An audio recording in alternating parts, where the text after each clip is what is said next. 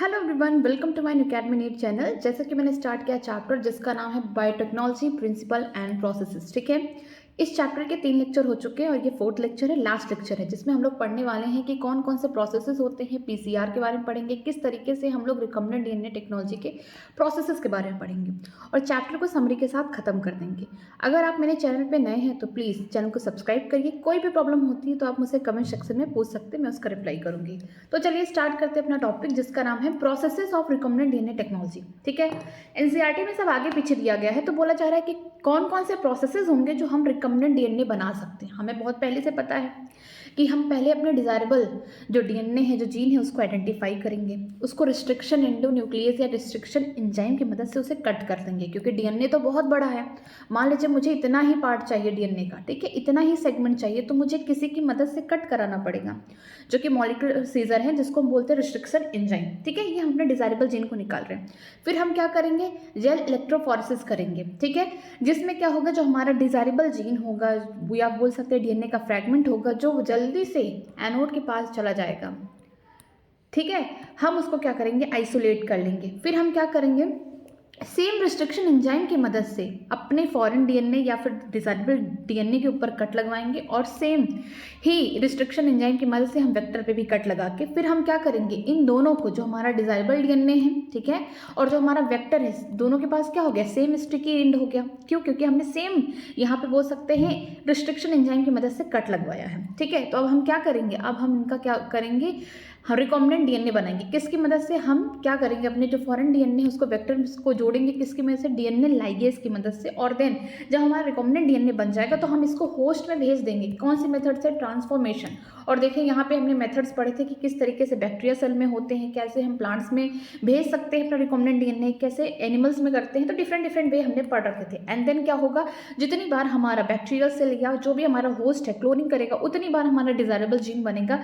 Then हम क्या करेंगे, उस होस्ट से अपना जो भी प्रोटीन है, जो भी हमारा डिजायरेबल जीन है, उसको निकाल लेंगे। ठीक है, तो अब यही लास्ट पार्ट बचा हुआ, तो चलिए देखते हैं।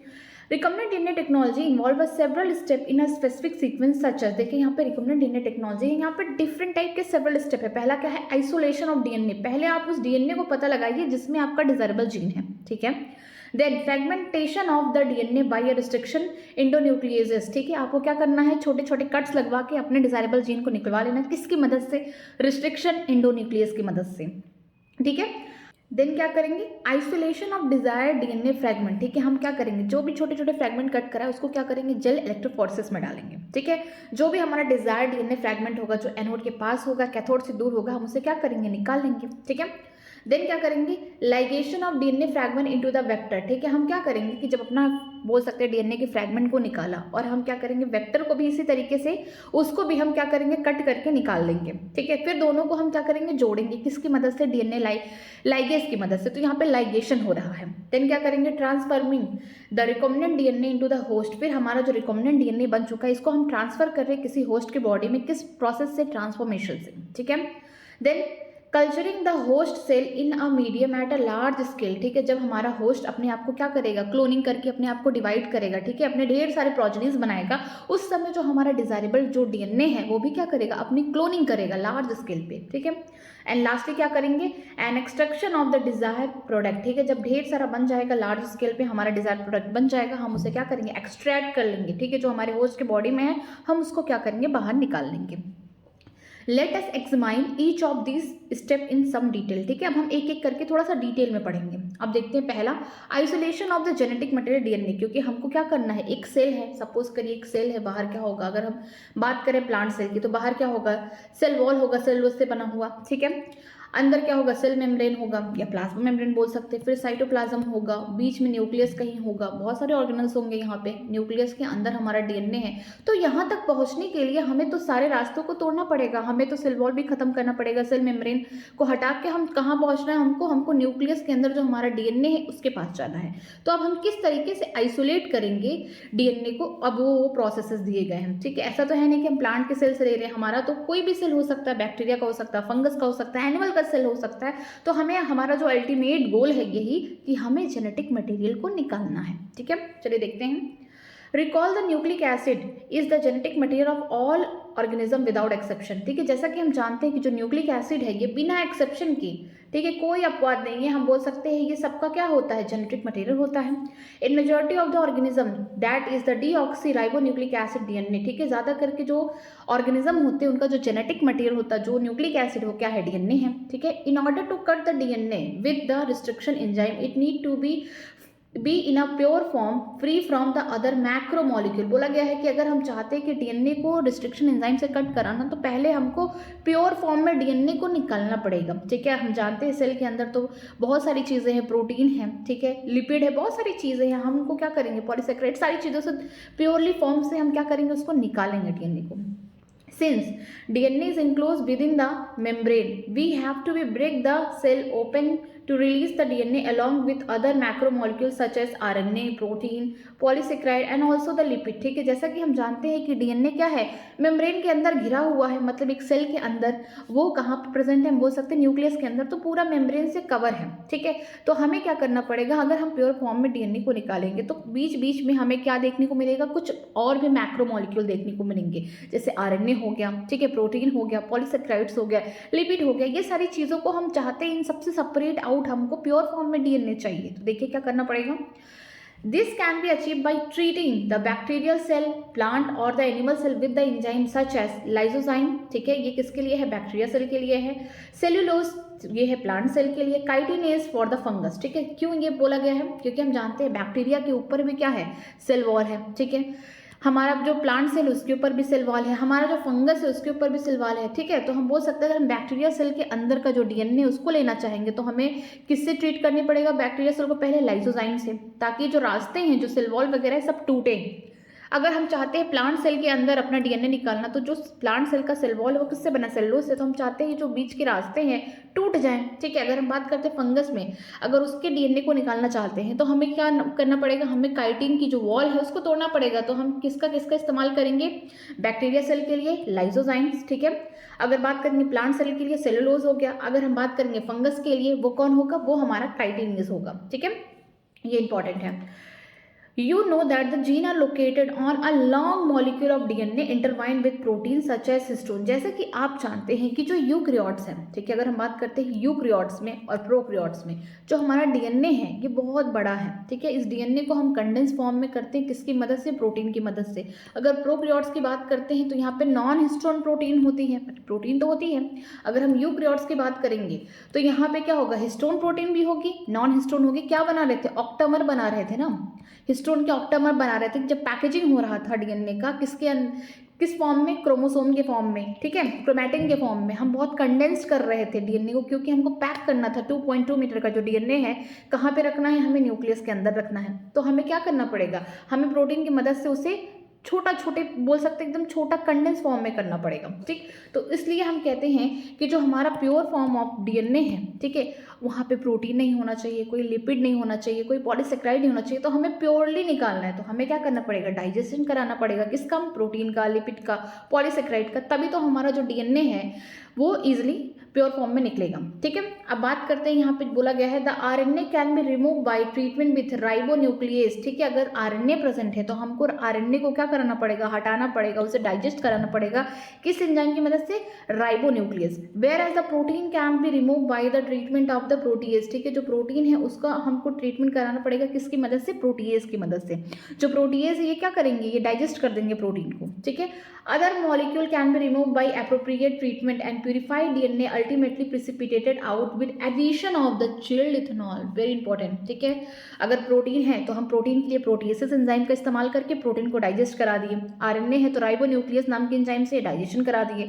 लिपिड है तो लाइपेजेस से करा दिए। ठीक है, अब हम क्या करेंगे, जब हमारा प्योर फॉर्म में अगर हमारा डीएनए निकल गया तो हम उसको चाहते हैं प्यूरिफाई करना, तो हम क्या करेंगे, जो हमारा डीएनए निकल चुका है, ठीक है, हम उसको क्या करेंगे, हम उसके अंदर चिल्ड इथेनॉल डालेंगे, ताकि जो डीएनए है वो पूरे एकदम प्योर फॉर्म में निकल जाए in the form of threads. ठीक है, this can be seen as a collection of the fine threads in the suspension. जैसे कि यहाँ पे आप देख सकते हैं कि आपने क्या किया है, आपने इस डीएनए को निकाला है। ठीक है, आपने पहले बैक्टीरिया सेल से निकाला होगा तो लाइसोजाइम डाला होगा, अगर आप फंगस से किए होंगे तो काइटिनेज डाले होंगे, अगर प्लांट सेल से निकाला होगा तो वहाँ पे सेलुलोज डाले होंगे, ठीक है। आपने उसके सेल वॉल को ब्रेक करने के लिए डाला है। लेकिन अगर बीच में प्रोटीन मिल गया तो आपने प्रोटीएसिस से प्रोटीन को डाइजेस्ट करा दिया, अगर आरएनए मिल गया तो राइबोन्यूक्लियसिस हो गए।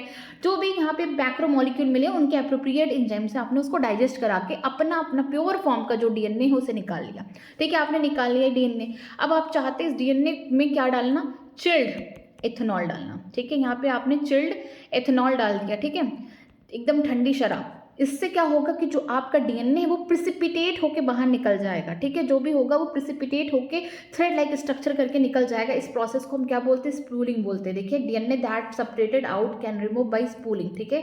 यहाँ पे आप इजीली देख सकते हैं कि ये जो इकट्ठा हुआ प्रिसिपिटेट ये क्या है, आपका डीएनए है, ठीक है, स्पूलिंग प्रोसेस से। तो ये सारे प्रोसेसेस हैं किस तरीके से आप किसी भी बैक्टीरियल सेल हो गया, एनिमल सेल हो गया, किसी भी सेल से डीएनए को एक्सट्रैक्ट कर रहे हैं तो बीच रास्ते में आपको सेल वॉल तोड़ना पड़ेगा, ठीक है। जो भी मैक्रोमोलिक्यूल होंगे उनको डाइजेस्ट करने पड़ेंगे, तभी आपको प्योर फॉर्म डीएनए मिलेगा। उसके बाद आप क्या करेंगे, जो भी आपने डीएनए निकाला है उसे प्रिसिपिटेट करने के लिए, उसको और ज़्यादा अच्छे से निकालने के लिए आप क्या करेंगे, चिल्ड इथेनॉल डाल देंगे, ठीक है। नेक्स्ट देखते हैं cutting of DNA at specific location. देखिए, जो कटिंग होगा डीएनए पे, आपने डीएनए को आइसोलेट कर लिया, आपका जो भी रहा होगा बैक्टीरियल सेल, एनी सेल, कहीं से भी आपने क्या किया, उसको आइसोलेट किया। देन आपको क्या करना है, अब सारा डीएनए की जरूरत थोड़ी ना है आपको, तो अपना जो भी डिजायरेबल जीन है, जो भी जीन चाहिए आप उसको कट करके निकालेंगे। तो ये कटिंग किसकी मदद से होगी, यहाँ पे मॉलिक्यूलर सीजर की मदद से होगी। कौन है वो, हमारा रिस्ट्रिक्शन एंजाइम है। वो क्या करेगा, आपके डिजायरेबल जीन पर कट लगाएगा, ठीक है। वो पूरा डीएनए पे ही कट लगा देगा, अपना जो भी रिकॉग्नाइजेशन साइट है उसको देखकर वो कट लगा देगा। देन आप क्या करेंगे, वो छोटे छोटे फ्रैगमेंट है डीएनए के, उसको क्या करेंगे, जेल इलेक्ट्रोफोरेसिस में डालेंगे।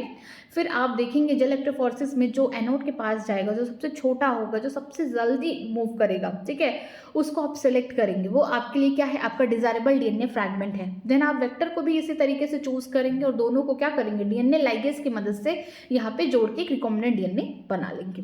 तो चलिए देखते हैं यहाँ पे restriction enzyme digestion are performed by incubating the purified DNA molecule with the restriction enzyme at a optimal condition for that the specific enzyme। बोला गया कि जो restriction enzyme होते हैं ना, ये डाइजेशन करते हैं। आपने जो भी प्यूरिफाइड फॉर्म में डीएनए को निकाला है, आप उस पर क्या करेंगे, रिस्ट्रिक्शन एंजाइम की मदद से कट लगाएंगे, ठीक है, स्पेसिफिक जगह। Agarose gel electrophoresis is employed to check the progression of the restriction enzyme digestion. बहुत इंपॉर्टेंट है, एनसीईआरटी की लाइन यहाँ से आ सकती है कि एग्रोस जेल का जो जेल इलेक्ट्रोफोरेसिस होता है हम क्यों करते हैं, ताकि हम चेक करते हैं कि जो हमने रिस्ट्रिक्शन एंजाइम से यहाँ पे डीएनए के फ्रैगमेंट कराया है, डाइजेशन कराया है, वो सही है या नहीं। यहाँ पे बोला गया है कि जेल इलेक्ट्रोफोरेसिस की मदद से हम क्या कर पाते हैं, चेक कर पाते हैं कि progression of restriction enzyme digestion, मतलब कि डीएनए पे जो छोटे छोटे फ्रैगमेंट्स बने हैं कितनी बारीकी से, कितनी अच्छी तरीके से हमारा रिस्ट्रिक्शन एंजाइम डीएनए को कट किया है, ठीक है। DNA is negatively charge molecule, hence it move towards the positive electrode that is anode। the process is repeated with the vector DNA also। बोला गया है कि जो भी आप डीएनए रिस्ट्रिक्शन एंजाइम की मदद से कट कराएंगे आप उसको जेल इलेक्ट्रोफोरेसिस में करेंगे, जो कि प्रोसेस हम पहले भी देख चुके हैं। यहाँ पे हम जानते हैं कि जो हमारा डीएनए है वो कैसा है, निगेटिव चार्ज का है, क्योंकि वहाँ पे फॉस्फेट ग्रुप जुड़े हुए हैं। अब ये निगेटिव चार्ज का जब हम जेल इलेक्ट्रोफोरेसिस करेंगे उस समय हम डीएनए के जो छोटे छोटे फ्रैगमेंट है उसको क्या करेंगे, वेल में डालेंगे। जो कैथोड के साइड होगा वो निगेटिव चार्ज होगा, और जैसा कि हम जानते हैं कि जो डीएनए निगेटिव चार्ज है तो कहाँ जाएगा, अपोजिट टर्मिनल पे जाएगा, जो कि पॉजिटिव चार्ज है, एनोड। और यही सेम प्रोसेस हम वेक्टर के साथ भी करेंगे। वेक्टर को भी हम क्या करेंगे, सेम रिस्ट्रिक्शन एंजाइम की मदद से कट लगवाएंगे, और फिर इसको भी हम क्या करेंगे, जेल इलेक्ट्रोफोरेसिस की मदद से ही हम क्या करेंगे, अपने जो वेक्टर को है, वेक्टर जो डिजायरेबल वेक्टर है उसको हम क्या करेंगे, सेलेक्ट कर पाएंगे। और देखिए यहाँ पे सेम रिस्ट्रिक्शन एंजाइम की मदद से ही कराएंगे। क्यों, क्योंकि सेम स्टिकी एंड बनेगा दोनों पे, हमारे वेक्टर डीएनए पे भी, जो हमारा डिजायरेबल डीएनए उस पे भी, ठीक है। The joining of DNA involve several processes, ठीक है। यहाँ पे बोला गया कि जो ज्वाइनिंग है डीएनए की यहाँ पे इन्वॉल्व करता है several process. After having the cut of the source DNA as well as the vector DNA with a specific restriction enzyme, the cut out of the gene of interest from the source DNA and the cut of the vector with the space are mixed and ligase is added. This result in preparation of the recombinant DNA. बोला गया है कि जो joining है DNA का, यहाँ पे several processes होते हैं। जैसे ही कि आपने अपना सोर्स ऑफ डीएनए चूज कर लिया, आपने सोच लिया कि इस बैक्टीरिया का हमें डीएनए चाहिए, आपने क्या किया, एक सोर्स ऑफ डीएनए आपने चूज कर लिया, ठीक है। आपने वेक्टर भी ढूंढ लिया कि मुझे ये प्लाज्मिड चाहिए, ठीक है।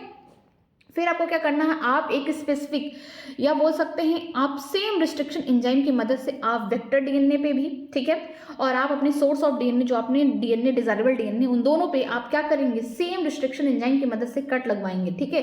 इससे क्या होगा कि वहाँ पे स्टिकी एंड दोनों में सेम बनेंगे, ठीक है। जेल इलेक्ट्रोफोरेसिस की मदद से आप दोनों को सेलेक्ट कर लेंगे एंड देन आप क्या करेंगे, लाइगेज की मदद से उनको जोड़कर क्या बनाएंगे, अल्टीमेटली रिकॉम्बिनेंट डीएनए बनाएंगे, ठीक है। तो यहाँ पे यही लिखा गया है कि आपको अपने सोर्स डीएनए को चूज करना है, वेक्टर डीएनए को चूज करना, दोनों को स्पेसिफिक रिस्ट्रिक्शन एंजाइम से क्या कराना, कट कराना, जिससे आपका जो जीन ऑफ इंटरेस्ट है जेल इलेक्ट्रोफोरेसिस में आपको मिल जाएगा, ठीक है। आपका जो डिजायरेबल जीन है या जीन ऑफ इंटरेस्ट है दोनों ही आपको कहाँ मिल जाएगा, सेम नेम है दोनों, आपको कहाँ मिल जाएगा, वेक्टर डीएनए का, और जो आपका सोर्स ऑफ डीएनए है दोनों का मिल जाएगा जेल इलेक्ट्रोफोरेसिस में। देन आपको क्या करना है, लाइगेशन कराना है, किसकी मदद से, डीएनए लाइगेज की मदद से, और आप क्या बना लेंगे, रिकॉम्बिनेंट डीएनए बना लेंगे, ठीक है। आगे देखते हैं amplification of gene of interest using the PCR. देखिए जीन ऑफ इंटरेस्ट का मतलब क्या है, आपका जो डिजायरेबल जीन है जिसको आप चाहते हैं कि उसका लार्ज प्रोडक्शन हो, ठीक है, जिसको आप रिकॉम्बिनेंट डीएनए की टेक्नोलॉजी की मदद से उसको होस्ट में भेज के आप उसका लार्ज प्रोडक्शन करना चाहते हैं, वही आपका क्या है, जीन ऑफ इंटरेस्ट है, ठीक है। तो यहाँ पे आप एम्प्लीफिकेशन का मतलब क्या है कि उसकी कॉपी नंबर्स को आप क्या करेंगे, बढ़ाएंगे, ठीक है। उसकी कॉपी नंबर्स को आप बढ़ा रहे हैं यहाँ पे किसकी मदद से, पीसीआर की मदद से। पीसीआर के बारे में हम लोग पढ़ने जा रहे हैं, तो पीसीआर क्या है, पॉलीमरेज चेन रिएक्शन है, ठीक है।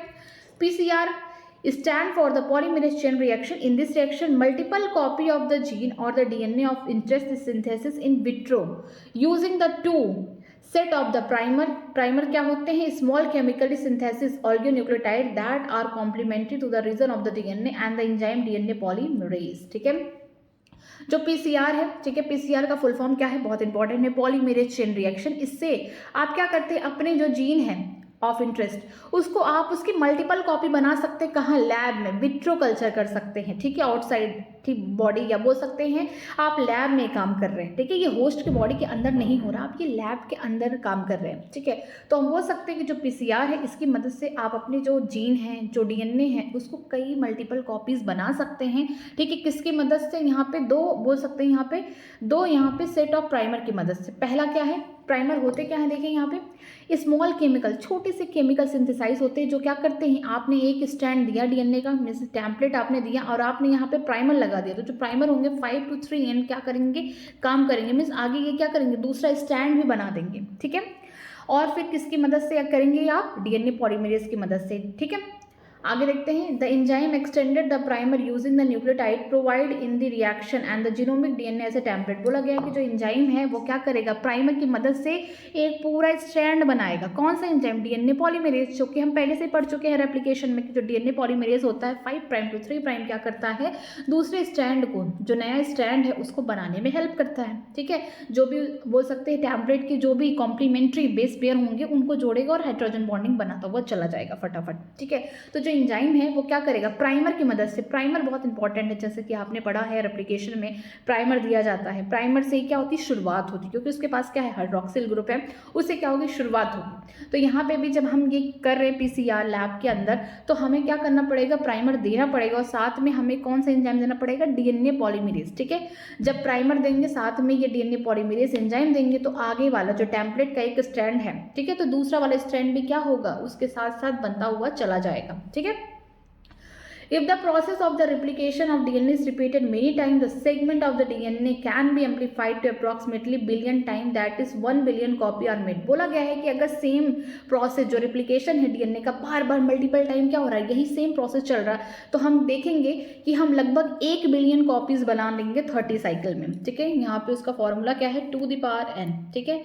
n क्या है, number of cycle, number of N क्या है, नंबर ऑफ साइकिल है, ठीक है। अगर हमको 1 बिलियन कॉपी बनाना है तो हमको 30 साइकिल चलाना पड़ेगा, किसका, जो पीसीआर है इसका, ठीक है। हमको पीसीआर जो ये पॉलीमरेज चेन रिएक्शन है इसमें हम क्या करेंगे, 30 साइकिल चलाएंगे, इससे हमारा 1 बिलियन कॉपी हमारे जीन ऑफ इंटरेस्ट का बन जाएगा, ठीक है। आगे देखते हैं, such repeated amplification is achieved by using the thermostable DNA polymerase is isolated from the bacteria Thermus aquaticus, ठीक है, which remain active during the high temperature induce the denaturation of the double stranded DNA, ठीक है। ये जो इतना amplification हो पा रहा है, इतना मल्टीपल कॉपी बन पा रही है, तो सिर्फ और सिर्फ किसकी मदद से, थर्मोस्टेबल। थर्मो का मतलब क्या है कि हीट पे भी, हाई टेम्परेचर पे भी हमारा जो डीएनए पॉलीमरेज है ये स्टेबल है, ठीक है। इसमें कोई भी ब्रेक डाउन नहीं हो रहा, जो भी बॉन्ड्स है वैसे के वैसे पड़े हैं। तो इसका मतलब कि हम ये जो एम्प्लीफिकेशन है, जो इतनी नंबर ऑफ कॉपीज़ बना पा रहे, बिलियन नंबर ऑफ कॉपीज़ बना पा रहे, किसकी मदद से बना पा रहे हैं, उसका नाम क्या है, थर्मोस्टेबल डीएनए पॉलीमरेज, जो कहाँ से निकाला जाता है, एक बैक्टीरिया से, जिसका नाम क्या है, थर्मस एक्विटिकस। ठीक है, एक ऐसी बैक्टीरिया है जिससे हम क्या निकाल रहे हैं, अपना डीएनए पॉलीमरेज, जो कि थर्मोस्टेबल है, हाई टेम्परेचर पे भी स्टेबल है। और ये जो बैक्टीरिया है ये खुद हाई टेम्परेचर पे रहती है, जहाँ पर कोई भी डबल स्टैंडर्ड डीएनए यहाँ पर नेचुरली, यहाँ पे उनके बीच का जो बोल सकते हैं हाइड्रोजन बॉन्डिंग है वो टूटते नहीं है, वो हाई टेम्परेचर पे ही स्टेबल है। ठीक है, this amplified fragment if desire can now be use to ligate with vector for further cloning. ठीक है, जो आपका फ्रैगमेंटेड डीएनए बन चुका है, जो जीन ऑफ इंटरेस्ट के मिलियंस कॉपी बन चुके हैं, अब आप चाहें तो उसको अपने वेक्टर के साथ डीएनए लाइगेज की मदद से उसे जोड़ के रिकॉम्बिनेंट डीएनए बना सकते हैं और फर्दर क्लोनिंग के लिए अपने होस्ट में इसको डाल सकते हैं। ठीक है, तो यहाँ पे चलिए हम लोग स्टेप देखते हैं। पहला तो शॉर्ट ट्रिक जानिए। जैसा कि हम जानते हैं DAY डे दिन होता है, उसकी स्पेलिंग, तो अब हम इसके लिए जो PCR है उसके लिए क्या है, DAE डाई।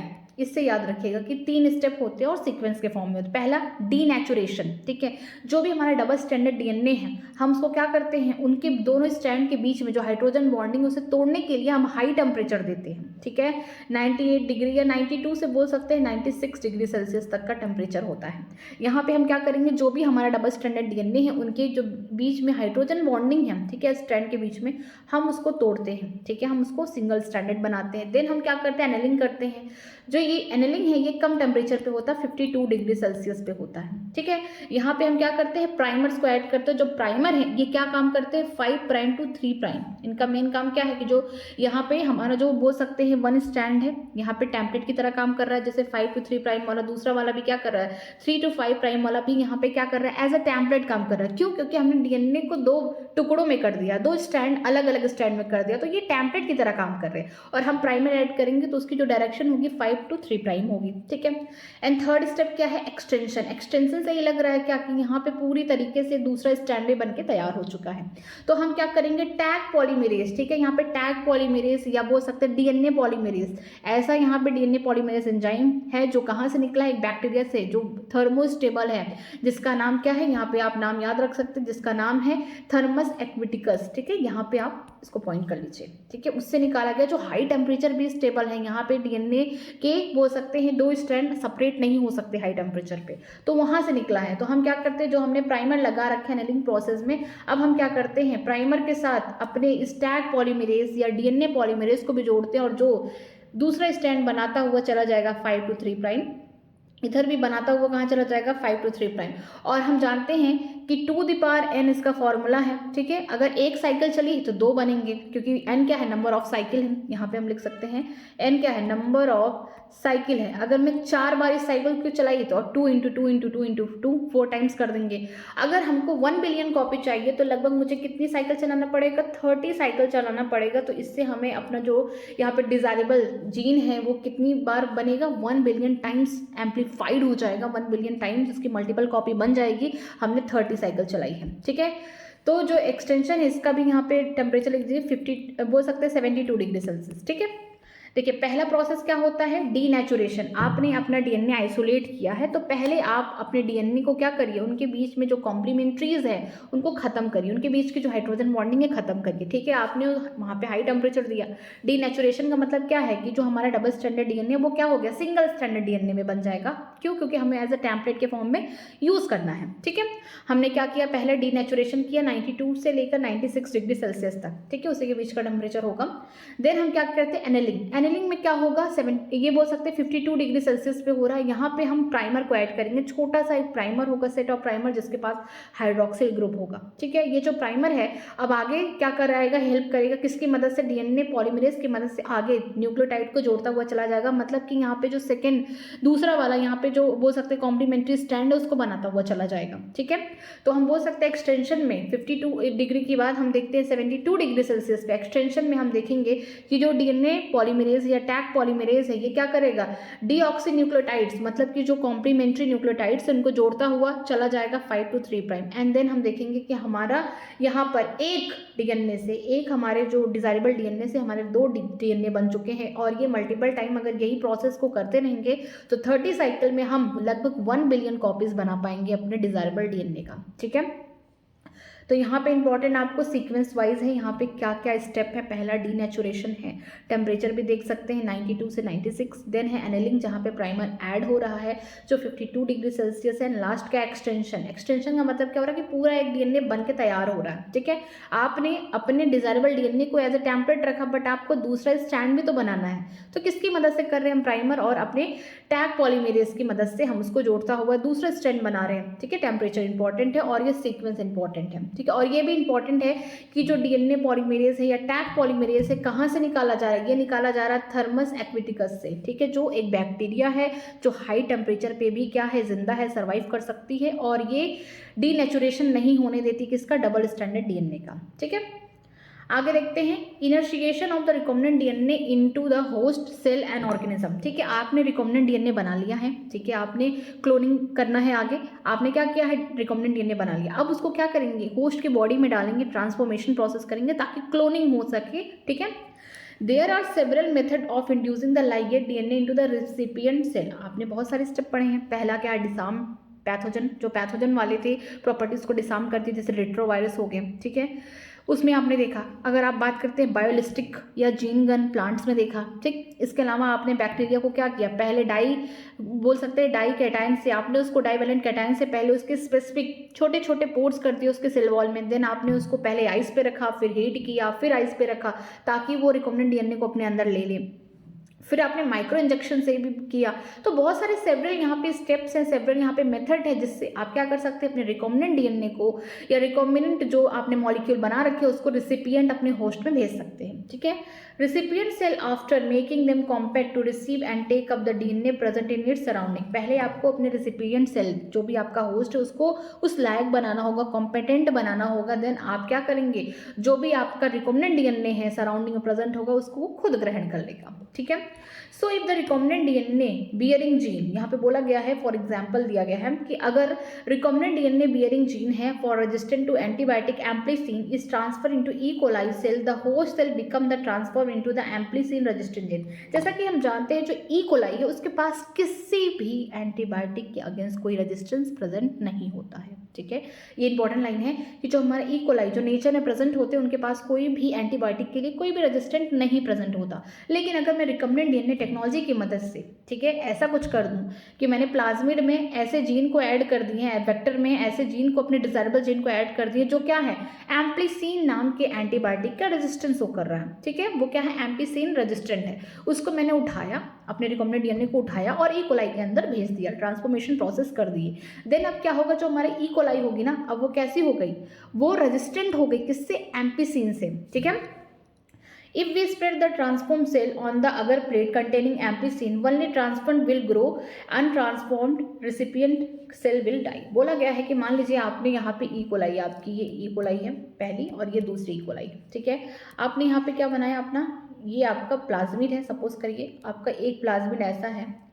ठीक है, जिसके पास आपने इसको क्या किया, अपने रिकॉम्बिनेंट डीएनए को, जो आपका रिकॉम्बिनेंट डीएनए है उसके पास क्या है, उसके पास एंटीबायोटिक रेजिस्टेंट जीन है एम्प्लीसिन का। ठीक है, ये ई कोलाई के सेल हैं। ठीक है, कुछ ई कोलाई ने इसको ले लिया अपने अंदर और कुछ ने इसको नहीं लिया। जो ले लिया उसको क्या बोलेंगे, ट्रांसफॉर्मेंट बोलेंगे, और जो नहीं लिया वो क्या हो गया, नॉन ट्रांसफॉर्मेंट हो गया। ठीक है, नॉन ट्रांसफॉर्मेंट, क्योंकि उसने कुछ ग्रहण नहीं किया, किस मेथड से, ट्रांसफॉर्मेशन मेथड से। ठीक है, आपने जो रिकॉम्बिनेंट डीएनए बना है, ई कोलाई ने इसको ले लिया तो वो क्या हो गया, ट्रांसफॉर्मेंट हो गया, उसने कुछ तो लिया है, और किसी ई कोलाई की कॉलोनी ने लिया ही नहीं। लेकिन आपने क्या किया, फिर आप इसके ऊपर प्लेटिंग करते हैं। ठीक है, आप क्या कर रहे हैं, यहाँ पे प्लेटिंग कर रहे हैं, किसका, सेम आपने प्लेटिंग किया है सेम एंटीबायोटिक का, जिसके अगेंस्ट आपने रेजिस्टेंट जीन डाल रखा है रिकॉम्बिनेंट डीएनए टेक्नोलॉजी के, मतलब आपने यहाँ पे एम्प्लीसिन जो एम्पिसिन नाम का एंटीबायोटिक है इसका छिड़काव कर रहे हैं आप कॉलोनीज के ऊपर, ठीक है, इसके ऊपर आप छिड़काव कर रहे हैं, इसके ऊपर आप छिड़काव कर रहे हैं, तो आप देखें कि जो नॉन ट्रांसफॉर्मेंट है वो मर जा रहा है, डाई हो जा रहा है। क्यों? क्योंकि हम जानते हैं नेचुरली हमारे इकोलाई के पास कोई भी एंटीबायोटिक रेजिस्टेंट जीन नहीं प्रेजेंट है, और हमने इसको देने की भी कोशिश की। हमने रिकॉम्बिनेंट डीएनए टेक्नोलॉजी की मदद से हम क्या कर रहे थे, हम इनको एंटीबायोटिक रेजिस्टेंट जीन जो एम्पिसिन है उसके अगेंस्ट एंटीबायोटिक रेजिस्टेंट जीन दे रहे थे, बट इस इकोलाई ने उसे नहीं लिया। लेकिन जब हम प्लेटिंग कर रहे हैं एम्पिसिन का तो ये मर जा रही जो नॉन ट्रांसफॉर्मेंट है, लेकिन जो ट्रांसफॉर्मेंट है ये क्या कर रही है, सर्वाइव कर पा रही है। इससे हम क्या कर पा रहे हैं, इससे हम ये देख पा रहे हैं कि जो एम्पिसिन नाम का हमारा एंटीबायोटिक है इससे हम सेलेक्ट कर पा रहे हैं ट्रांसफॉर्मेंट को और नॉन ट्रांसफॉर्मेंट को, ठीक है। Since due to the ampicillin resistant gene, one is able to select the transformant cell into the presence of ampicillin. The ampicillin resistant gene in this case is called selectable marker. ठीक है, पहले हमने क्या किया है, पहले हमने अपने रिकॉम्बिनेंट डीएनए टेक्नोलॉजी की मदद से अपना रिकॉम्बिनेंट डीएनए बनाया है। हमने ई कोलाई के अंदर एम्पिसिन नाम की एंटीबायोटिक रेजिस्टेंट जीन डाल दिए हैं, ठीक है। अब इससे क्या हुआ, कुछ ई कोलाई ने उसे लिया, कुछ ने नहीं लिया। अब हमें पता लगाना है कि किसने कौन ट्रांसफॉर्मेंट है, कौन नॉन ट्रांसफॉर्मेंट है, किसने रिकॉम्बिनेंट डीएनए मॉलिक्यूल को लिया, किसने नहीं लिया, ठीक है। तो हमें उसे चेक करने के लिए जिस एंटीबायोटिक के अगेंस्ट हमने ई कोलाई के अंदर वो रिकॉम्बिनेंट डीएनए डाला है, अब वो क्या करेगा, हम उसी सेम एम्पिसिन को डाल रहे हैं, तो हमारा जो रिकॉम्बिनेंट वाला होगा ई कोलाई, ठीक है, जिसके अंदर हमारा ये मॉलिक्यूल गया है, जो ट्रांसफॉर्मेंट है वो तो सर्वाइव कर जा रहा है, लेकिन जो नॉन ट्रांसफॉर्मेंट है जिसने रिकॉम्बिनेंट डीएनए को लिया ही नहीं अंदर, तो उसके अंदर कोई भी एंटीबायोटिक रेजिस्टेंट जीन प्रेजेंट नहीं है नेचुरली, तो उसकी क्या हो जाएगी, डेथ हो जाएगी। इससे हम इजिली चूज कर पा रहे हैं कि ट्रांसफॉर्मेंट कौन है, कौन नॉन ट्रांसफॉर्मेंट है, किसके अंदर हमारा रिकॉम्बिनेंट डीएनए गया है और किसके अंदर नहीं गया है। इसीलिए हम बोल रहे हैं कि जो हमारा एम्पिसिन रेजिस्टेंट जीन है ये एक तरह का क्या है, सिलेक्टेबल मार्कर है, सिलेक्ट करने में मदद कर रहा है कि कौन ट्रांसफॉर्मेंट है, कौन नॉन ट्रांसफॉर्मेंट है, ठीक है। नेक्स्ट देखते हैं obtaining the foreign gene product, ठीक है। अब हमको क्या करना है, अब हमने होस्ट के अंदर भी डाल दिया, हमने सेलेक्ट भी कर लिया कौन हमारा ट्रांसफॉर्मेंट है, कौन नॉन ट्रांसफॉर्मेंट है। अब हमें ऑब्टेन करना है जो फॉरेन जीन है उसको ऑब्टेन करना है एज अ प्रोडक्ट के फॉर्म में। जितनी बार ई कोलाई हमारा क्लोनिंग करेगी उतनी बार हमारा जो फॉरेन जीन है, जो हमारा जीन ऑफ इंटरेस्ट है, वो भी क्या कर रहा है, अपने आप को क्लोन कर रहा है, ठीक है, अपने आप को वो भी क्या कर रहा है, बढ़ा रहा है। तो अब देखते हैं, इफ़ यू इंसर्ट, अगर आपने इंसर्ट किया piece of alien DNA into the cloning vector and transfer it into the bacteria, plant और एनिमल से the alien DNA get multiply. अगर आपने एलियन डीएनए या फिर फॉरेन जीन या फॉरेन डीएनए को क्लोनिंग वेक्टर के साथ, प्लाज्मिड के साथ जोड़ के रिकॉम्बिनेंट डीएनए बना के उसको ट्रांसफर किया होस्ट के सेल के अंदर, चाहे वो बैक्टीरिया सेल हो सकता हो, चाहे एनिमल, चाहे प्लांट सेल, तो यहाँ पे जो आपका एलियन डीएनए है वो क्या कर रहा होगा, प्लाज्मिड जब जितनी बार अपना रेप्लिकेशन कर रहा होगा उतनी बार आपका एलियन पीस ऑफ डीएनए भी मल्टीप्लाई कर रहा होगा, और जितनी बार आपका होस्ट क्लोनिंग कर रहा होगा, ठीक है, उतनी बार आपका जो बोल सकते हैं एलियन डीएनए, जो डिजायरेबल डीएनए, वो भी क्या कर रहा होगा, मल्टीपल कॉपीज बना रहा होगा, ठीक है। In almost all the recombinant technology the ultimate aim is to produce a desirable protein, ठीक है। जितनी भी हम बात करते हैं रिकॉम्बिनेंट डीएनए टेक्नोलॉजी में, जो भी ये बोल सकते हैं जीन को प्लाज्मिड में जोड़ा जा रहा है, इसमें हम क्या चाहते हैं, हमारा अल्टीमेट गोल यही होता है कि हमने डिजायरेबल प्रोटीन को क्या करें, लार्ज स्केल पे उसको प्राप्त करें, ठीक है, उसको एक्युमुलेट करें। Hence, there is need for the recombinant DNA to be expressed, ठीक है। यहाँ पे नीड क्या है कि हम अपने रिकॉम्बिनेंट डीएनए को एक्सप्रेस कर पाए as a form of protein. The foreign gene get express under the appropriate condition, जो हमारा फॉरेन जीन है वो भी एक अप्रोप्रिएट कंडीशन में अपने आप को एक्सप्रेस करेगा। The expression of the foreign gene in host cell involve understanding many detail technical details. बोला गया है कि यहाँ पे जो हमारा फॉरेन जीन है अपने होस्ट के बॉडी में जाने के बाद कुछ यहाँ पे कुछ टेक्निकल डिटेल दिए गए, तब हम उसको अंडरस्टैंड कर पाएंगे किस तरीके को अपने आप को एक्सप्रेस कर पा रहा है, ठीक है। After having the clone the gene of interest and having optimized the condition to induce the expression of the target protein, one has to be considered producing it a large scale, ठीक है। पहला क्या है कि बताया गया कि जो भी आपने क्लोनिंग करना है, जो भी आपका जीन ऑफ इंटरेस्ट है, पहले आपने उसको क्या किया है, वेक्टर के साथ जोड़ के रिकॉम्बिनेंट डीएनए बना लिया है। देन आपने उसको क्या किया, होस्ट के अंदर किसी ऑप्टिमम कंडीशन में उसको भेज दिया है, ठीक है। देन आप चाहते हैं कि आपका जो ये फॉरेन जीन है, जो आपका जीन ऑफ इंटरेस्ट है, वो अपने टारगेट प्रोटीन को बनाए, ठीक है, एक्सप्रेस करे, ठीक है, और आप चाहते हैं कि वो भी लार्ज स्केल पे हो। तो जितनी बार यहाँ पे क्लोनिंग करेगा, जो भी आपका होस्ट है, जितना ज़्यादा क्लोनिंग करेगा उतना बार आपका जो टारगेट जीन है, जो टारगेट प्रोटीन है, वो क्या करेगा, लार्ज स्केल पे प्रोडक्शन करेगा, ठीक है। Can you think of any reason why there is need for a large scale production, क्या आप सोच सकते हैं कि किस कारणवश आप लार्ज स्केल पे प्रोडक्शन चाहते हैं। इफ एनी प्रोटीन इनकोडेड, बोला गया है कि अगर कोई भी protein encoded the gene is express in heterologous host it is called as recombinant protein. बोला गया है रिकॉम्बिनेंट प्रोटीन क्या है कि अगर कोई भी प्रोटीन अपने आप को एक्सप्रेस कर पा रही है, अपने जीन को एक्सप्रेस कर पा रही है किसी होस्ट के अंदर, हेट्रोलॉगस होस्ट का मतलब ये है कि वो उसका जीन नहीं है, उस होस्ट का वो जीन नहीं है जो एक्सप्रेशन शो हो रहा है, ठीक है। तो बोला जा रहा है कि कोई भी प्रोटीन अपने आप को कोड कर पा रही है, अपने जीन को एक्सप्रेस कर पा रही है किसी हेट्रोलॉगस होस्ट के अंदर, तो हम उसे क्या बोलते हैं, रिकॉम्बिनेंट प्रोटीन बोलते हैं, ठीक है। The cell having cloned the gene of interest may be grown on a small scale in laboratory। अगर आपका जो सेल है, ठीक है, आपका जो होस्ट है, अगर आप अपने लैब में कर रहे हैं तो आप स्मॉल स्केल में कर सकते हैं, ठीक है। द कल्चर में be used for the extracting the desire protein and then purify it using a different separation technique, ठीक है। जो आप कल्चर बनाएंगे, जो भी यहाँ पे क्लोनिंग होगा आपके होस्ट के द्वारा, इससे क्या होगा, आपका डिजायरेबल प्रोटीन बन जाएगा और देन आप उसको प्यूरिफाई कर सकते हैं डिफरेंट यहाँ पे मेथड से, ठीक है। The cell also multiply in continuous culture system where the used medium is drained out from one side while the fresh medium is added from the other side to maintain the cell in their physiologically most active log and the exponential phase। बोला गया है कि पहले तो आप ये जानिए patch fermentation, जो पैच फर्मेंटेशन या फॉर्म्ड बोल सकते हैं, इसमें क्या होगा, आपने एक पूरा आपने पूरा सेटअप बना दिया जिसमें आपने क्या किया, आपने होस्ट के अंदर सब कुछ डाल के छोड़ दिया, ठीक है। इससे क्या होगा कि आपका होस्ट जितनी बार क्लोन करेगा उतनी बार अपने आपका डिजायरेबल जीन बनेगा, ये एकदम क्लोज्ड हो गया है, ठीक है। ये क्या है, क्लोज्ड सिस्टम है, ये हमारा क्या है, क्लोज्ड सिस्टम है। इसमें क्या करेगा, जितनी बार हमारा होस्ट अपना यहाँ पे बोल सकते क्लोनिंग करेगा उतनी बार हमारा डिजायरेबल जीन भी क्या करेगा, क्लोन करेगा। ये क्या है, हमारा क्लोज्ड सिस्टम है, ठीक है। इसमें प्रॉब्लम ये होगी कि यहाँ पे बहुत कम अमाउंट में बनेगा आपका प्रोटीन, आपका जो डिजायरेबल जीन है, ठीक है। प्रॉब्लम ये भी हो सकती है कि यहाँ पे पूरा क्लोज्ड है तो यहाँ पे सारा चीज़ मिलना भी सही नहीं है, ठीक है। अगर आप बात करते हैं ओपन में, ओपन सिस्टम होगा तो ओपन सिस्टम में क्या होगा, ये पूरा एरिया है, ये वाला एरिया मान लीजिए ओपन है, ठीक है। हम बोल सकते हैं ये जो एरिया है ये क्या है, ओपन है। इस तरीके से ये एरिया पूरा ओपन है, ठीक। और एक तरफ दूसरी साइड भी ओपन है इस तरीके से।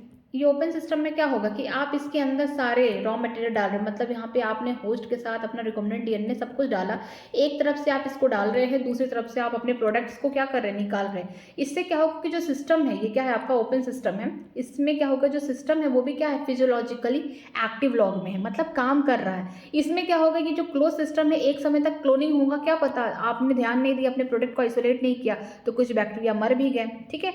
लेकिन ओपन सिस्टम में क्या होगा, एक तरफ से आप क्या कर रहे हैं, रॉ मटेरियल को अंदर डाल रहे हैं, दूसरी तरफ से अपने प्रोडक्ट को भी निकाल कर रहे हैं, ड्रेन आउट कर पा रहे हैं। तो इससे क्या होगा कि आपका जो ये पूरा सिस्टम है ये क्या है, फिजियोलॉजिकली एक्टिव है, या बोल सकते हैं एक्सपोनेंशियली फेज में है, ठीक है। This type of the culturing method produces a larger biomass leading to the higher yield of a desirable protein, ठीक है। जो ओपन टाइप का यहाँ पे कल्चर मीडियम चल रहा है, इससे क्या कर सकते हैं आप, हाई बायोमास में अपना डिजायरेबल प्रोटीन को इल्ड कर सकते हैं। एक तरफ से आप रॉ मटेरियल डाल रहे हैं, दूसरी साइड से आप निकाल रहे हैं, तो इससे क्या हो रहा है कि आपका यहाँ पे जितना आप चाहें उतना अपने डिजायरेबल प्रोटीन बना सकते हैं। लेकिन क्लोज में क्या होगा कि एक सर्टेन अमाउंट तक बनेगा, ठीक है।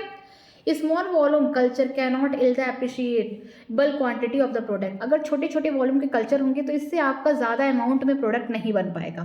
To produce a large quantity the development of the bioreactor where the large volume of 100 to 1000 litre of the culture can be processed was required. बोला गया कि अगर आप लार्ज क्वांटिटी में अपने डिजायरेबल जीन या डिजायरेबल प्रोटीन चाहते हैं तो उसके लिए आपको क्या करना पड़ेगा, बायोरिएक्टर, जो बहुत बड़े बड़े वेसल्स होते हैं जिनका वॉल्यूम बोला गया है 100 से लेकर 1000 लीटर तक होता है, जिसमें आप पूरा प्रोसेस करेंगे, ठीक है। तो इससे क्या होगा, आप यहाँ पे लार्ज क्वांटिटी में अपने प्रोडक्ट्स को ऑपरेट कर पाएंगे। Thus, the bioreactor can be thought to be a vessel in which the raw material are biologically converted into the specific product, inducible enzyme, etc.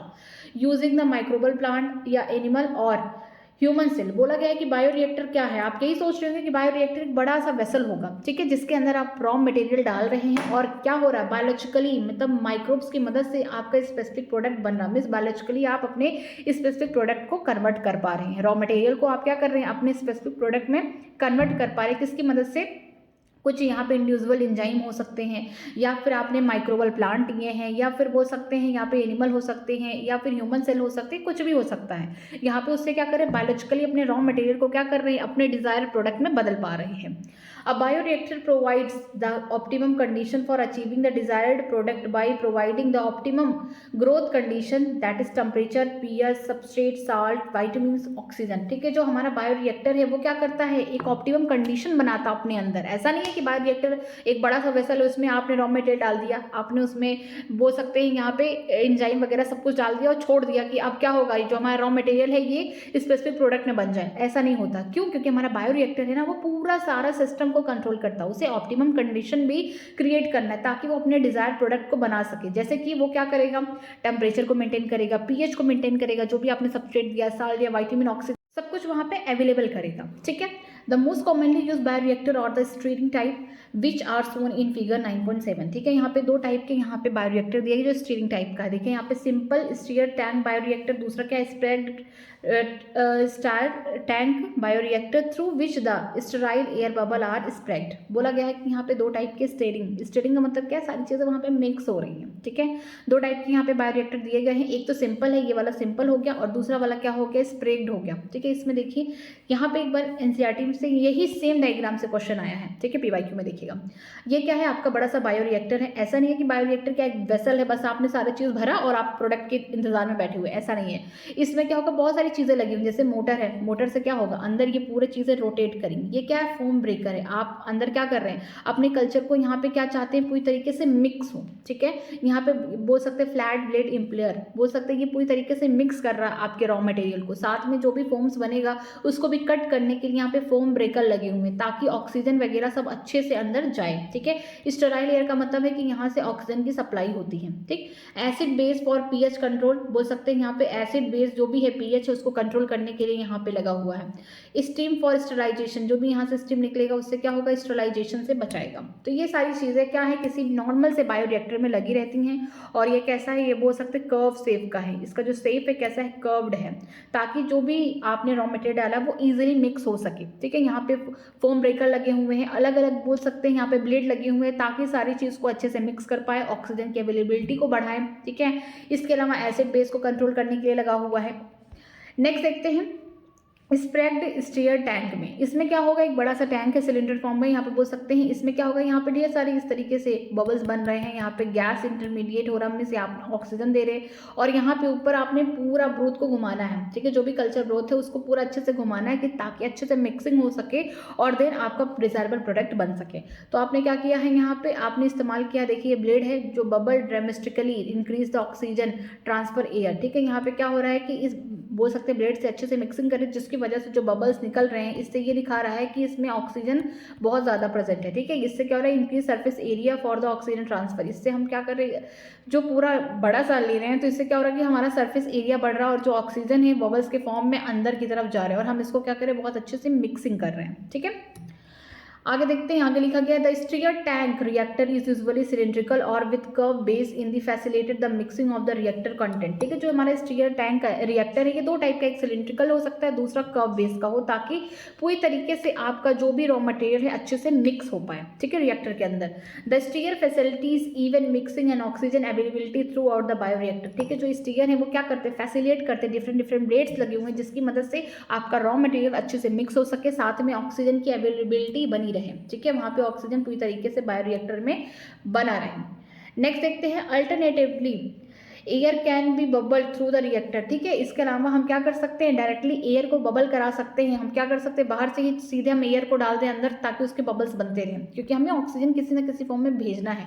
If you look at the figure closely you will see that the bioreactor has an alligator system and oxygen delivery system, a foam controlling system, temperature control system, pH control system and sampling the port so that the small volume of the culture can be withdrawn periodically. अगर आप बहुत ध्यान से देख रहे हैं bioreactor वाले पूरे यहाँ डायग्राम में, तो आपको यहाँ देखने को मिल रहा है क्या, एक एलिगेटर सिस्टम है। ठीक है, इसमें क्या हो रहा है कि ऑक्सीजन की डिलीवरी हो रही है, पीएच कंट्रोल करने के लिए भी पड़ा हुआ है यहाँ पे। ठीक है, फोम कट करने का सिस्टम है, यहाँ पे टेम्परेचर कंट्रोल करने का सिस्टम है। आप सारी चीज़ों को कंट्रोल करके एक ऑप्टिमम कंडीशन में बोल सकते हैं अपने रॉ मटेरियल में, बोल सकते हैं बायोलॉजिकली अपने प्रोडक्ट को बना पा रहे हैं। ठीक है, नेक्स्ट देखते हैं डाउन स्ट्रीमिंग। अब तक हमने जितना पढ़ा सब कुछ क्या है अप स्ट्रीमिंग में आ रहा है, किस तरीके से आपने डीएनए को अपने चूज किया, उसको आइसोलेट किया, देन आपने उसको रिस्ट्रिक्शन एंजाइम से कट लगाया, इलेक्ट्रोफोरेसिस से उसको निकाला, आपने वैसे वेक्टर को भी इसी तरीके से किया, एंड देन उसको लाइगेज से जोड़ा, रिकॉम्बिनेंट डीएनए बने, देन आपने क्या किया, आपने होस्ट को कॉम्पेंट बनाया, देन उसको भेजा ट्रांसफॉर्मेशन मेथड से, देन आपने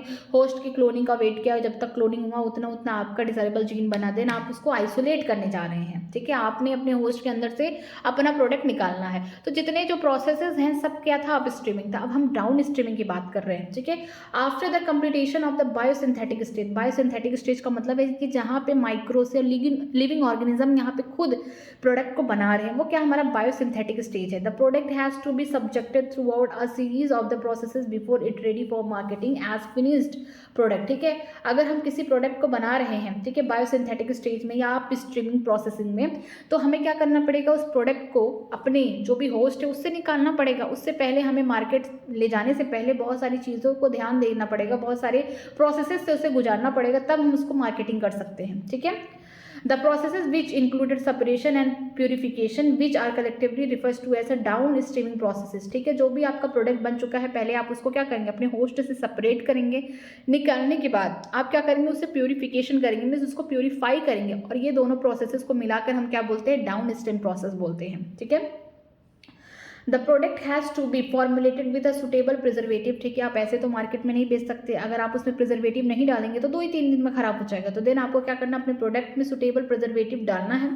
सच formulation has to undergone through the clinical trial as in case of drug. अगर आपने ड्रग्स को ऑब्टेन किया है बायोटेक्नोलॉजी की मदद से, तो आपको क्या करना है, उस ड्रग्स का आप क्लिनिकल ट्रायल करना है। तुरंत आप ह्यूमन को से नहीं दे सकते, आप उसको मंकी पे ट्राई करिए, रैट पे ट्राई करिए, डिफरेंट ऑर्गेनिज्म पे ट्राई करिए कि जो ये ड्रग्स बना है इसका कोई रिएक्शन तो नहीं, इसका कोई साइड इफेक्ट तो नहीं, ये सही तो है ना, सुटेबल है ना। तो आप इसको क्या कर सकते हैं, क्लिनिकल ट्रायल के लिए अपने ड्रग्स को भेज सकते हैं। Strict quality control testing for each product has to also required. बोला गया स्ट्रिक्टली जो क्वालिटी है, ठीक है, उसकी भी चेकिंग होती है कि जो क्वालिटी है, जो आप प्रोडक्ट बेच रहे हैं मार्केट में, वो अच्छा है या नहीं है, ठीक है। The down stream processing and the quality control testing vary from product to product, ठीक है। जो डाउन स्ट्रीमिंग प्रोसेसिंग है, इसमें 2 चीज़ आती हैं। पहला क्या होगा, सेपरेशन होगा। पहले आपने क्या करना है, अपने होस्ट से, अपने बोल सकते हैं होस्ट से, आपने अपने बायोरिएक्टर से ही आपको क्या करना है, अपने प्रोडक्ट को सेपरेट करना। देन आप उसको क्या करेंगे, प्यूरिफिकेशन करेंगे, उसे प्यूरिफाई करेंगे, साफ सुथरा रखेंगे, ठीक है। ये क्या होगा, डाउन स्ट्रीमिंग का प्रोसेस हो गया। देन आप क्या करेंगे, उसकी क्वालिटी को भी क्या करेंगे, चेक करेंगे। तो क्वालिटी कंट्रोलिंग सिस्टम, ये दोनों चीज़ें क्या करती हैं, वेरी करती हैं प्रोडक्ट टू प्रोडक्ट, ठीक है। अगर आपने ड्रग्स बनाया है तो आप क्या करेंगे, सेपरेशन कर लेंगे, प्यूरिफिकेशन करेंगे, उसके बाद आप उसकी क्वालिटी को टेस्ट करने के लिए आप बोल सकते हैं क्लिनिकल ट्रायल के लिए भेजेंगे, ठीक है। अगर आपने कोई और प्रोडक्ट बनाया है तो उसके लिए भी यही सेम प्रोसेस करेंगे, सेपरेशन करेंगे, प्यूरिफिकेशन करेंगे, देन आप उसकी क्वालिटी को टेस्ट करने के लिए और भी चीज़ों का इस्तेमाल करेंगे। तो इससे क्या होगा कि ये हर प्रोडक्ट पे वेरी करता है, ठीक है। चैप्टर खत्म हो चुका है। हमने देखा कि किस तरीके से हम यहाँ पे पूरे बायोटेक्नोलॉजी में अपने डिज़ायरेबल प्रोडक्ट को ऑब्टेन कर पा रहे हैं। चैप्टर आगे पीछे है तो ध्यान देने वाली चीज़ ये है कि जो ये वाले स्टेप्स हैं, ये स्टेप्स को अगर यहाँ से आप ध्यान देंगे तो आपको समझ में चैप्टर आएगा, क्योंकि यहीं से हम बोल सकते हैं चैप्टर स्टार्ट ही होता है, ठीक है। और हम ये भी बोल सकते हैं कि जो बायोरिएक्टर है, इसकी मदद से हम लार्ज स्केल पे इंडस्ट्रियल प्रोडक्शन कर सकते हैं अपने डिज़ायरेबल ड्रग्स का, प्रोटीन का, किसी भी चीज़ का, ठीक है। और डाउन स्ट्रीमिंग में क्या होगा, 2 ही चीज़ आएगा। पहला क्या होगा, आपने अपने जो भी प्रोडक्ट है पहले उसको सेपरेट करेंगे अपने होस्ट से, देन आप क्या करेंगे, उसको प्यूरिफिकेशन करेंगे, साफ सुथरा करेंगे, ठीक है। देन लास्टली आप उसमें प्रिजर्वेटिव वगैरह डालेंगे। तो डाउन स्ट्रीमिंग प्रोसेस के लिए देखा जाएगा सेपरेशन एंड प्यूरिफिकेशन, एंड हर एक बोल सकते हैं प्रोडक्ट का अपना अलग अलग टेस्टिंग ट्रायल होगा, उसकी अलग अलग डाउन प्रोसेसिंग होगी, ठीक है, डाउन स्ट्रीम प्रोसेसिंग होगी। आगे देखते हैं, समरी के बारे में पढ़ते हैं। Biotechnology deal with a large scale of production and marketing of product and processes using live organism, cell और एंजाइम, ठीक है। जैसा कि हम जानते हैं कि बायोटेक्नोलॉजी कहती है कि हम लार्ज स्केल पे प्रोडक्शन करेंगे, मार्केटिंग करेंगे किसी भी प्रोडक्ट का किसका इस्तेमाल करके, लिविंग ऑर्गेनिज्म का इस्तेमाल करके, सेल का इस्तेमाल करके, एंजाइम का इस्तेमाल करके। बट लेकिन जो मॉडर्न बायोटेक्नोलॉजी है वो क्या कहती है, देखिए, modern biotechnology uses a genetically modified organism was made possible only when man learn to alter the chemistry of the DNA and construct the recombinant DNA, ठीक है। जो मॉडर्न बायोटेक्नोलॉजी है तभी जन्म लेती है कि जब हमने क्या किया है, जो हमारा ऑर्गेनिज्म है उसके जीन में मॉडिफिकेशन किया है। हमने क्या किया है, जो डीएनए है उसके बोल सकते हैं उसमें हमने चेंजेस किए, उसको हमने चेंज कर दिया, किसकी मदद से, हम जेनेटिक इंजीनियरिंग की मदद से, ठीक है। इससे क्या हो रहा है कि हम अपने डिजायरेबल जीन को ला रहे हैं, अपने वेक्टर को ला के उनमें क्या कर रहे हैं, उन दोनों को जोड़ रहे हैं। यहाँ पे हमने जेनेटिक इंजीनियरिंग लगाई जिससे हमारा रिकॉम्बिनेंट डीएनए बन पा रहा है। दिस की process is called recombinant DNA technology और जेनेटिक इंजीनियरिंग, ठीक है। जो हम अपने डिजायरेबल जीन को किसी वेक्टर से जोड़कर हम रिकॉम्बिनेंट डीएनए बना पा रहे हैं, इसे क्या बोलते हैं, रिकॉम्बिनेंट डीएनए टेक्नोलॉजी या फिर जेनेटिक इंजीनियरिंग। क्या, क्यों ऐसा कर रहे हैं, क्योंकि हम जीन में क्या कर रहे हैं, मॉडिफिकेशन कर रहे हैं। हम चाहते हैं कि हमारा जो डिजायरेबल प्रोडक्ट है वो ज़्यादा अमाउंट में बने, हम चाहते हैं कि वो हमारे मन मुताबिक हो, ठीक है। तो हम क्या कर पा रहे हैं, हम अल्टर कर पा रहे हैं, हम चेंज कर पा रहे हैं, अपने डिजायरेबल जीन को हिला के जोड़ के अपने ऑप्टिमम प्रोडक्ट को हम क्या कर पा रहे हैं, यहाँ पे अपने मनचाहा प्रोडक्ट को ऑब्टेन कर पा रहे हैं, ठीक है। These processes involve the use of restriction endonuclease DNA ligase, appropriate plasmid or viral vector to isolate and ferry the foreign DNA into the host organism, expression of the foreign gene, purification of a gene product that is the functional protein, and finally making a suitable formulation for the marketing। बोला जा रहा है इस process में हमें different type के enzymes की जरूरत है, जो टूल्स थे, जैसे कि हमें सबसे पहले रिस्ट्रिक्शन एंडोन्यूक्लियस की जरूरत होगी, जिससे हम अपना डीएनए से डिजायरेबल जीन को कट करके निकलवा पा रहे हैं, जिससे हम वेक्टर पे कट लगवा पा रहे हैं, ठीक है। देन हम कट करने के बाद क्या करेंगे, डीएनए लाइगेज की मदद से अपने डिजायरेबल जीन को वेक्टर से जोड़ पा रहे हैं, और एप्रोप्रिएट हम प्लाज्मिड या फिर वायरल वेक्टर का इस्तेमाल कर रहे हैं, जो जाके होस्ट में बैक्टीरिया सेल में अपने आप को क्या कर सके, मल्टीप्लाई कर सके। जैसे प्लाज्मिड हो सकता है, बैक्टीरियोफेज हो सकता है, इनके पास एफिशिएंसी होता है कि ये होस्ट सेल में जो बैक्टीरिया के सेल है उसके अंदर जाके क्या कर सकते हैं, अपनी मल्टीपल कॉपीज बना पाते हैं, ठीक है। देन हम क्या करेंगे, जो भी हमारा फॉरेन डीएनए है, जो भी हमने रिकॉम्बिनेंट डीएनए बनाया है, अब उसको क्या करेंगे, होस्ट के अंदर भेज रहे हैं। होस्ट के अंदर भेजने के बाद हम ये देखते हैं कि उसके एक्सप्रेशन दिखने लगेंगे, ठीक है। जो भी हमारे रिकॉम्बिनेंट डीएनए के थ्रू हमारे जो फॉरेन जीन गए हैं वो अपने आप को एक्सप्रेस करेंगे, किसके अंदर, होस्ट के अंदर। तो उससे क्या बनेगा, हमारा डिजायरेबल प्रोटीन एक्सप्रेस हो रहा है, ठीक है। फिर हम क्या करेंगे, जब ज़्यादा अमाउंट में हमारा डिजायरेबल प्रोटीन बन गया है तो हम उसको क्या करेंगे, उसको हम आइसोलेट करेंगे, प्यूरीफाई करेंगे, ठीक है। उस जीन को निकालेंगे दोबारा से, देन उसको हम क्या करेंगे, प्यूरीफाई करेंगे, और वो हमारे लिए फंक्शनल है। देन उसको हम क्या करेंगे, सुटेबल प्रिजर्वेटिव के साथ या सुटेबल हम ट्रायल चेक करने के बाद हम उसे क्या करेंगे, मार्केट में इंट्रोड्यूस कर देंगे मार्केटिंग के लिए, ठीक है। Large scale production involve use of bioreactor. अगर आप चाहते हैं कि आपका जो प्रोडक्ट है, आपका जो डिजायरेबल प्रोटीन है, उसको लार्ज स्केल में बनाना, तो आपका किसका इस्तेमाल करना पड़ेगा, बायोरिएक्टर का इस्तेमाल करना पड़ेगा। जो बायोरिएक्टर एक बड़ा सा वेसल होता है 100 से लेकर 1000 लीटर तक का, उसके अंदर बहुत सारी चीज़ें होती, टेम्परेचर कंट्रोल करने आता है, फोम ब्रेकर प्रेजेंट है, ठीक है, ब्रूथ को मिक्स करने, कल्चर ब्रूथ को मिक्स करने के लिए प्रेजेंट है, मोटर है वहाँ पे एसिड बेस पीएच को मेंटेन करने के लिए, ऑक्सीजन की अवेलेबिलिटी बढ़ाने के लिए, सारी चीज़ें वहाँ पे क्या होती है, प्रेजेंट होती हैं, ठीक है। ये चैप्टर खत्म हो चुका है। अगर आपको कहीं भी किसी भी लाइन में डाउट है तो आप मुझसे कमेंट सेक्शन में पूछ सकते हैं, मैं उसका रिप्लाई करूँगी। बाकी पढ़ाई करते रहिए। All the very best. Thank you so much.